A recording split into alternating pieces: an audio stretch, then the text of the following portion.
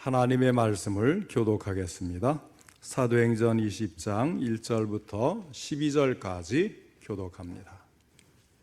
소요가 그침에 바울은 제자들을 불러 고난 후에 작별하고 떠나 마게도냐로 가니라.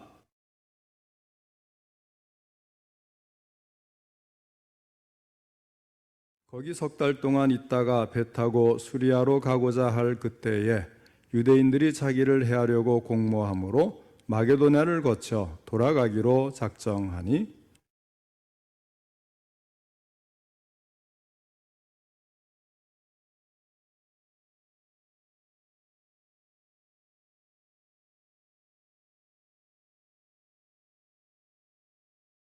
그들은 먼저 가서 드로아에서 우리를 기다리더라.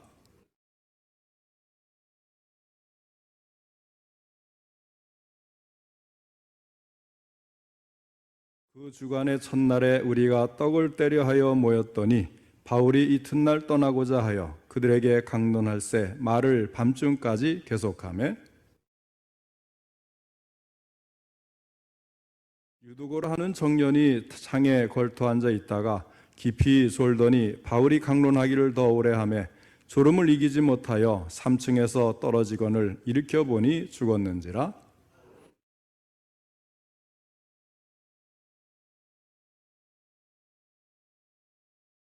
올라가 떡을 떼어 먹고 오랫동안 곧 날이 새기까지 이야기하고 떠나니라.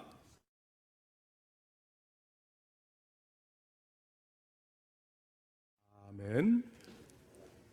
이 시간에는 드로아에서 있었던 일, 이 제목으로 함께 말씀을 듣겠습니다. 먼저 하나님께 기도드리겠습니다. 사랑이 많으신 하나님 아버지, 오후 찬양 예배도 기쁘게 받아주시고 또 귀한 말씀 주시니 감사를 드립니다. 이 말씀을 통해서 하나님께서 우리에게 하시고자 하는 그 음성이 들려질 수 있도록 전할 때도 들을 때도 성령님이 함께 하시고 도와주옵소서. 들을 때에 깨닫는 마음이 되게 하시고 깨달은 것은 실천할 수 있는 믿음을 주시옵소서.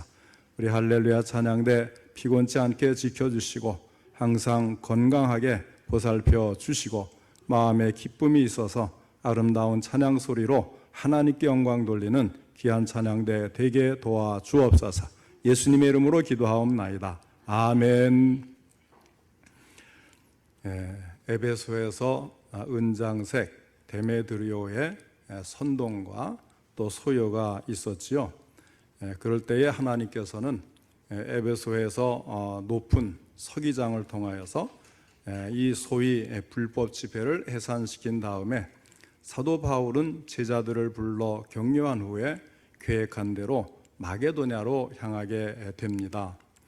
유럽으로 와서 도와달라는 환상을 보았던 드로아를 거쳐서 그리스에 도착하여 북부 그리스인 마게도냐 또 남부 그리스인 아가야에 이르면서 다시 거기에서 드로아로 돌아오게 된 것입니다. 항상 우리가 그리스를 북쪽과 남쪽으로 나눠서 생각할 필요가 있습니다. 북쪽에는 마게도냐라고 부르고요. 빌립보 성이 거기에서 제일 큰 성이죠. 그 다음에 남부는 아가야라고 부릅니다. 그래서 아가야에는 이제 아테네라든지 고린도라든지 이런 큰 도시가 있는데 우리가 빌립보 교회 또 이제 고린도 교회 이렇게 하면 벌써 북부 그리스 또 고린도 교회 그러면 남쪽 그리스 이렇게 항상 머릿속에 들어올 수 있도록 하시면 성경을 읽을 때에 환하게 들어오고 잘 알 수가 있게 될 것입니다. 어쨌든 이제 소아시아로 배를 타고 이제 건너와야 되겠죠. 그래서 드로아에 이제 처음 환상을 보고 떠났던 드로아에 도착을 했는데 드로아는 트로이의 목마로 유명한 그 트로이가 드로아예요.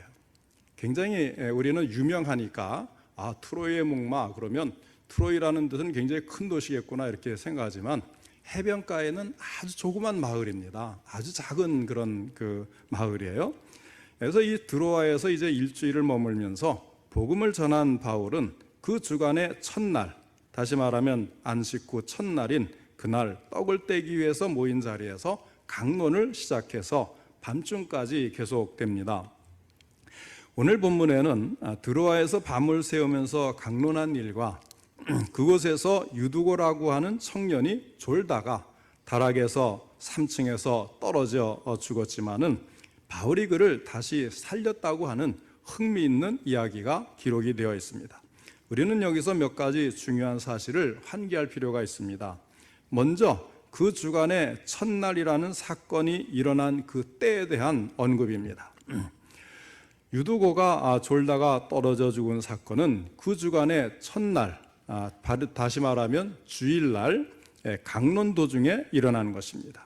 그 주간의 첫날은 주님이 부활하신 날을 말하는 것이고 주의 백성들은 그 당시에 주일을 철저하게 지켰다는 사실을 보여주는 것입니다. 주일을 지키는 것이 고통스럽고 수고스러운 것처럼 보일 수 있겠지만은 그러나 주일은 주님의 부활에 참여한다는 의미에서 사실은 축제요, 휴식이며 안식인 것입니다. 그 진정한 휴식은 몸을 편안하게 쉬는 것이 진정한 휴식이 아니고 인간의 마음을 사로잡는 모든 속박의 끈을 끊어버리고 오직 그리스도에게만 사로잡힐 때에 참된 휴식이 찾아오는 것입니다. 주일은 우리의 의무이기 때문에 지키는 것이 아니라 그것이 자신에게 진정으로 유익이 되기 때문에 지키는 것입니다. 같은 신앙을 가진 사람들이 모여서 같은 하나님께 경배하고 예배한다는 것은 진정 놀라운 축복이 아닐 수가 없는 것입니다. 그것은 주님의 백성들만이 누릴 수 있는 특권입니다. 오늘도 이 거룩한 주일입니다마는 우리가 함께 모여서 하나님께 예배드리는 이 모임은요, 아무나 할 수 있는 게 아닙니다. 예수 믿고 하나님 자녀되고 하나님 백성된 그런 사람들만의 특권인 줄 알고 오늘 우리가 이렇게 참 예배드리는 이 시간을 참 우리가 감사하고 즐거워하고 또 우리가 이 시간을 온전히 잘 지내야 되겠어요. 우리의 신앙이 마지못해 참여하고 눈치 보며 모여드는 그런 예배가 아니라 감사와 기쁨이 넘치는 말 그대로 축제 예배가 되어야 할 것입니다. 믿음의 사람들이 자신들의 은혜를 나누고 함께 그리스도의 사랑을 공유하고 다른 사람들의 문제에 함께 또 협력하는 이런 믿음의 사역들이 한데 어울린 축제 예배가 바로 주일 예배인 것입니다. 자, 주일이 그러면 안식일을 이제 대신하지 않습니까? 그 과정과 유래를 짧게 설명을 드리겠습니다. 교회에서 주일이 안식일을 대신하기 시작한 그 과정은 사실은 오랜 세월이 걸린 거예요. 처음 주님이 부활하신 후에는 안식일과 주일날, 이 두 날을 동시에 모임을 가졌다고 합니다. 그러면서 점차 주일날의 모임으로 정착이 된 거예요. 우리가 이 교회에 여러 가지 제도들이 있지 않습니까? 정해진 날이라든지 정해진 장소에서 모이고 또 예배드리는 순서, 형식, 기도, 헌금 이런 것들은 우리가 그냥 갑자기 누가 딱 정해가지고 한순간에 된 것이 아니고요. 참으로 오랜 동안 수십 년, 어떤 것은 수백 년에 걸쳐서 신학을 연구하고 토론하고 의논하고 거기에 거의 투쟁에 가까운 그런 이제 이 토론을 거쳐서 하나하나 그것이 생활화되고 정착된 그런 결과가 오늘날의 현대 교회고 교회의 예배 형식인 겁니다. 그러니까 이것이 하루아침에 누가 이것이 은혜된다 해서 그냥 바로 고칠 수 있는 성격이 아니에요.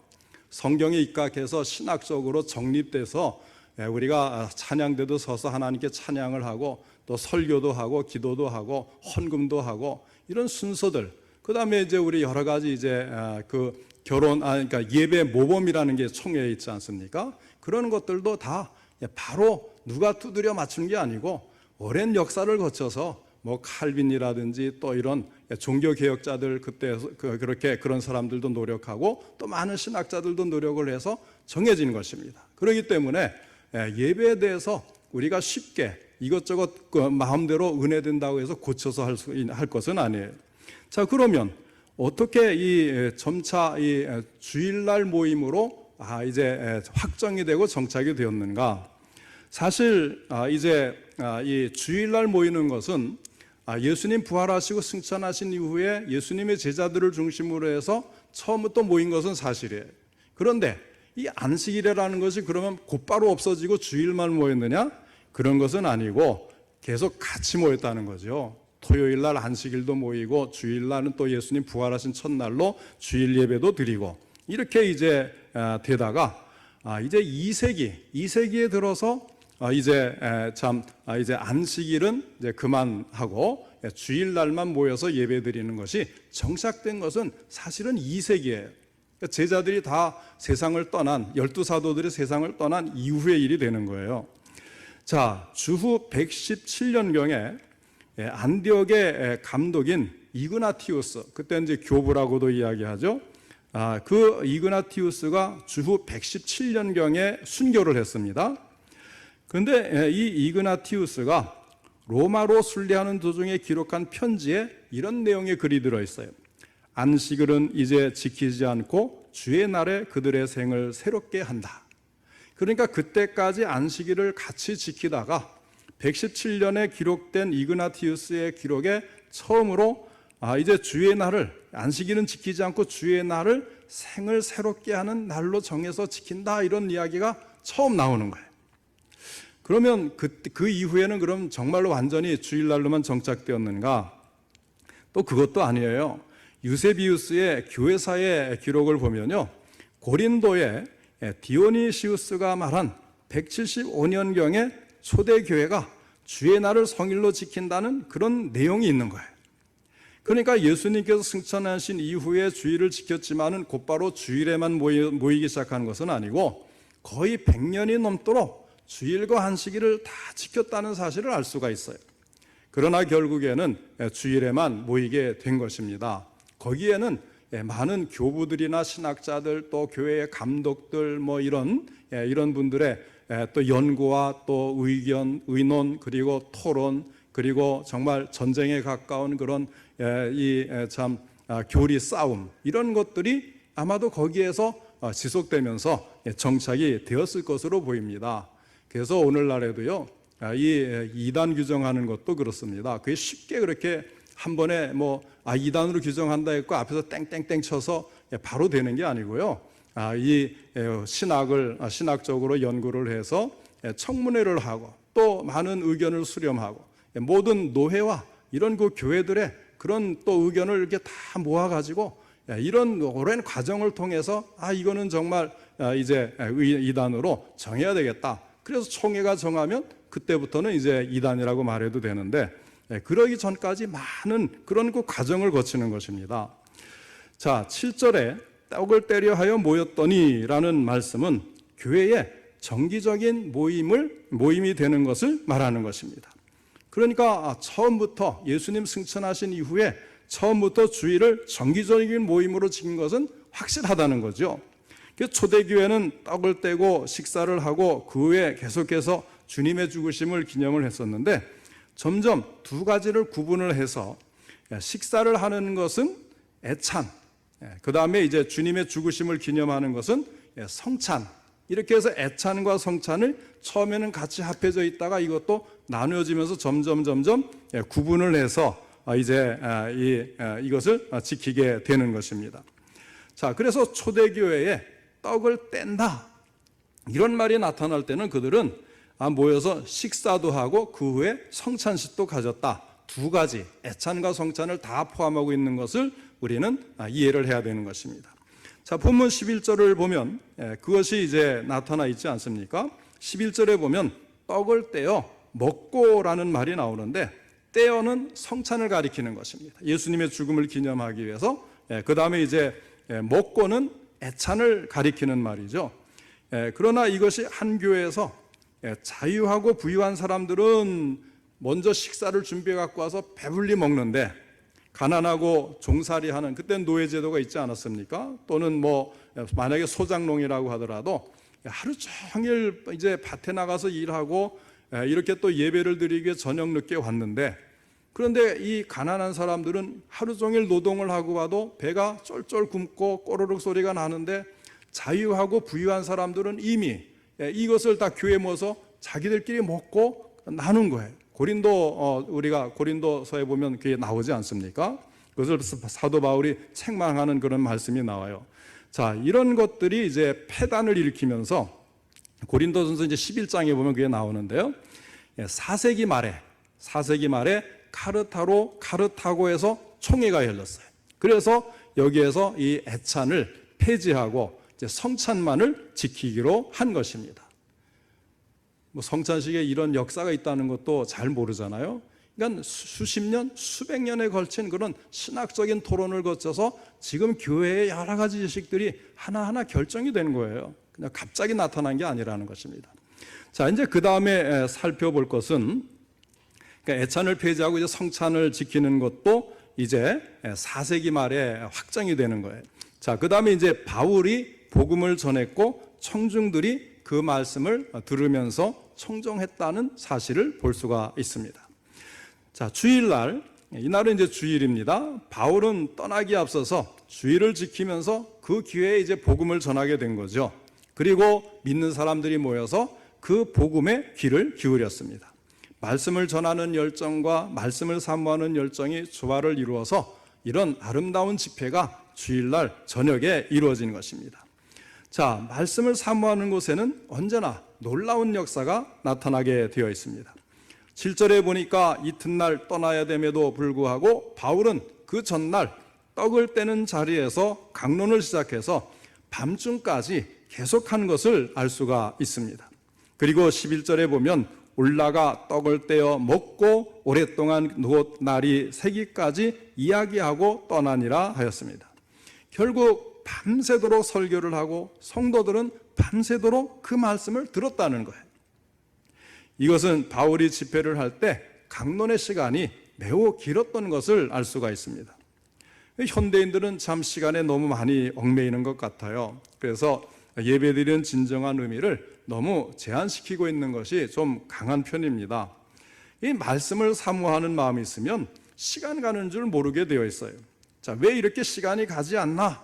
이런 자세를 떠나서 내가 얼마나 말씀을 사모하고 있는가에 초점을 맞추면 예배 시간은 가치 있고 말씀을 듣는 시간은 즐거운 시간이 될 것입니다. 자, 모임을 얼마나 자주 가졌고 또 어느 시간에 모였는가에 대해서 성경은 여러 가지 예를 보여줍니다. 초대교회는 예배를 드리는데 주일날 모여서 반드시 예배는 드리는데 이 정해진 시간이 없었어요. 그래서 두란노에서는 낮 11시부터 오후 4시까지 대낮에 모임을 가졌고 여기 사도행전 20장의 드로아에서는 저녁에 집회를 시작해서 새벽까지 계속되었다고 말씀을 합니다.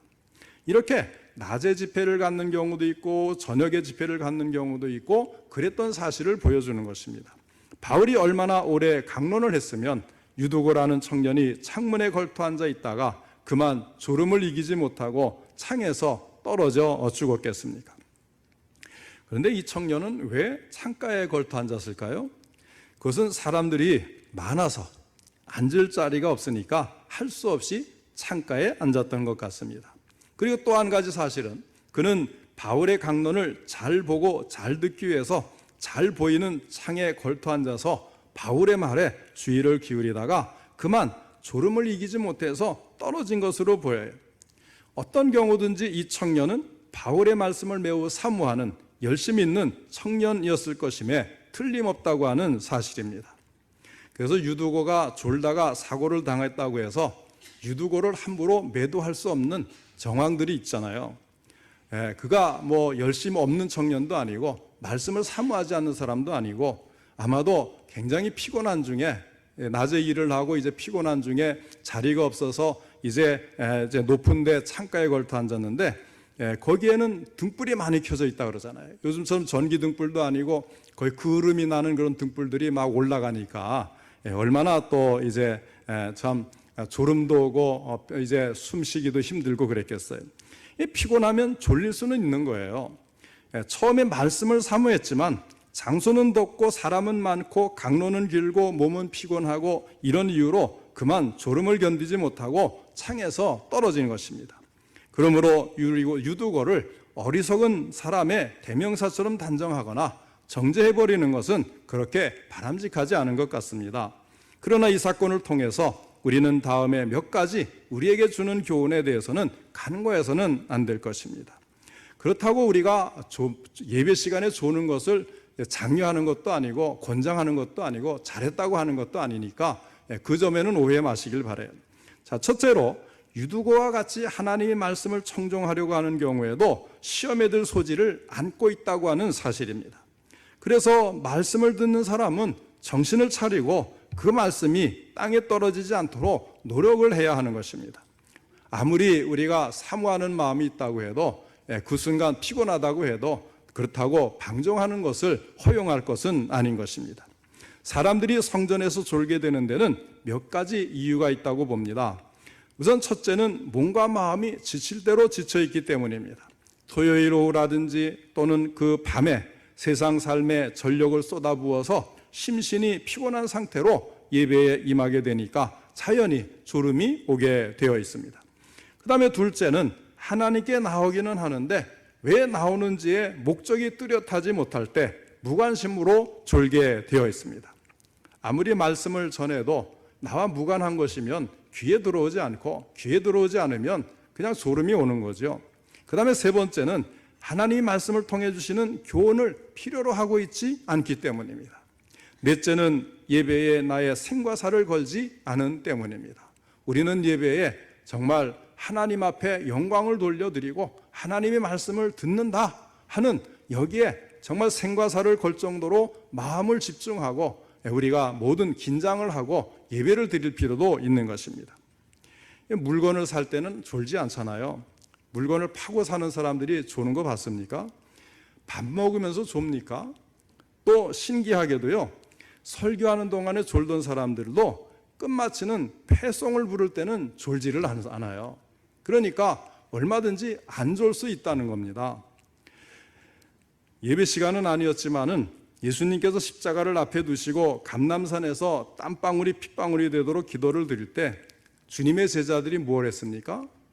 조는 정도를 떠나서 아예 잠을 자고 있었습니다. 바울의 설교가 좀 길다고 청년 유두고는 창문에 걸터 앉아서 졸고 있었습니다. 그렇게 예배드리거나 기도할 때에 조는 것은 바람직하지 않습니다. 그 다음에 이 사건이 주는 더 중요한 교훈은 유두고가 실수하여서 창에서 떨어져 죽었지만 바울은 유두고를 살려 주었다는 것입니다. 본문에서 그렇다고 유두고를 책망하거나 참 잘못했다고 말하는 그런 언급은 하나도 찾을 수가 없어요. 유두고에 대한 바울의 여러 가지 행위를 세심히 살펴보면 그가 떨어지자마자 곧 강론을 중단하고 내려가서 유두고 위에 엎드려 그 몸을 안고 일으킵니다. 자, 바로 강론을 하지 않고 떡을 뗀 후에 곧 식사를 나눈 후에 그 다음에 좀 시간이 지나서 밤중에 강론을 계속한 것입니다. 여기서 사도 바울이 얼마나 한 영혼 한 영혼을 귀히 여기는가를 알 수가 있습니다. 그가 밤늦게 강론을 진행한 것도 사실상 유두고가 떨어지는 바람에 좀 더 연장이 된 것은 사실이지만 유두고를 전혀 문책하지 않았던 것입니다. 이렇게 주님의 일을 열심히 하다가도 우리는 얼마든지 실수를 할 수가 있어요. 그럴 때에 하나님께서는 그것을 견책하시기보다는 실수를 용서하시고 유두고를 살려주신 것처럼 우리에게도 하나님은 항상 용서하는 마음을 가지고 우리를 격려하시고 잘하도록 돌보시는 그런 하나님이신 것을 알 수가 있는 것입니다. 세상적인 실수와 다른 점이 분명히 있어요. 우리가 주님의 일을 하다가 만나는 실수였다 하는 것을 잊지 말아야 할 것입니다. 우리 주님은 바울을 통해서 졸다가 떨어져 죽은 유두고를 살리셨듯이 지금도 주의 일을 하다가 실수하는 사람들을 살리시고 일으키실 줄로 믿으시기를 바랍니다. 그 다음에 주의 백성들은 믿음 가운데서 불가능한 일도 할 수 있다는 사실을 보여주시려는 데에 이 사건의 의미가 있는 것입니다. 죽은 자를 살리는 일은 아무나 할 수가 없는 것이죠. 구약의 엘리야라든지 또는 엘리사가 행한 것, 또 베드로가 다비다를 일으킨 사건, 이런 것들은 굉장히 특별한 것인데 지금 사도 바울을 통해서도 그와 상통하는 사건이 일어난 것입니다. 바울은 자신이 돌에 맞아 죽었다가 일어났고 또 겸손히 주를 의지하면 이런 역사가 나타날 것을 전혀 의심하지를 않았던 것입니다. 주님이 함께 하신다는 사실을 날마다 확인한 바울은 곧바로 내려가서 주의 능력을 의지하여서 유두고를 죽음에서 일으킨 것입니다. 사실상 죽은 자를 살리시는 능력은 오직 주님만이 하실 수 있는 일인데 제자들도 주를 의지하여서 주의 이름으로 죽은 자를 살린 것입니다. 자, 이 사건이 그러면 무엇을 보여줍니까? 부활하신 예수님께서 제자들과 함께 하신다는 사실을 보여주는 사건입니다. 주님의 기적은 곧 자신이 하나님의 아들이심을 선포하는 사건으로서 그것을 보여주셨는데, 그것이 이 초점에 맞춰져 있다면 제자들이 죽은 자를 일으키고 살리는 역사는 그 기적의 장본인이신 주님께서 승천 후에도 성령님을 통해서 여전히 제자들과 함께 하시는 것을 보여주는데 초점이 있는 사건이라고 하는 것입니다. 이로 인해서 이런 기적을 통해서 제자들은 용기를 얻었고, 그것을 체험한 사람들은 다시 한번 신앙의 확신을 가지게 되었습니다. 이런 사건을 목격한 사람들은 하나님께 영광을 돌리게 된 것입니다. 12절 말씀 우리 다 같이 20장 12절을 같이 읽겠습니다. 시작. 사람들이 살아난 청년을 데리고 가서 적지 않게 위로를 받았더라. 아멘. 사람들이 이 청년이 살아났다는 것에 적지 않은 위로, 대단한, 이 대단한이라는 그 말을 달리 표현하는 것이 적지 않은이거든요. 대단히 큰 위로를 받았다는 것입니다. 아마도 여기 이 청년은 이제 거기에 그 집에 종이었든지 어쩌면 자녀였든지 어느 쪽인지는 정확히 나와 있질 않지만, 그러나 이 청년 유두고를 볼 때마다 드로아의 신자들은 말씀을 통해서 정말 이런 이적이 일어나는 놀라운 역사가 그 밤에 있었다, 이런 것들이 소문이 났을 것이고 기억을 할 것입니다. 불신자들에게는 하나님이 살아계셔서 믿는 자들 가운데 역사하신다는 사실을 이것을 통해서 또한 알게 되었을 것입니다. 유두고는 그런 의미에서 살아있는 복음 증거의 증인이었고, 그로 인해서 수많은 영혼들이 주님께로 돌아왔을 것으로 보이는 이 사건, 복음 전도의 도구가 된 것입니다. 지금까지 죽은 자가 살아나는 것을 목격한 일이 없었는데, 죽은 자가 살아나는 일을 통해서 역시 하나님이 우리 가운데 놀랍게 역사하시는구나, 이 사실을 확인하게 되었고, 박해와 고난 가운데서도 그들은 용기를 잃지 않을 수가 있었던 것입니다. 사랑하는 성도 여러분, 초대교회에 역사하신 하나님께서는 오늘날에도 똑같이 역사하실 줄로 믿으시기를 바랍니다. 그것이 어떤 방법이든지 간에 반드시 하나님은 역사하시고 합력하여 선을 이루실 것입니다. 초대교인들처럼 주의를 사모하고 모이게 힘쓰며 예배드리기를 즐거워하는 우리 성도님들 다 되시기를 바랍니다. 또한 하나님은 살아계셔서 지금도 자기를 신뢰하고 의지하는 자를 위해서 능력으로 역사하시는 줄 믿어서 늘 담대하게 주님께서 맡겨주신 사역들을 감당하고 특별히 복음 전도를 위해 열심을 내는 우리 성도님들 다 되시기를 주님의 이름으로 축원합니다.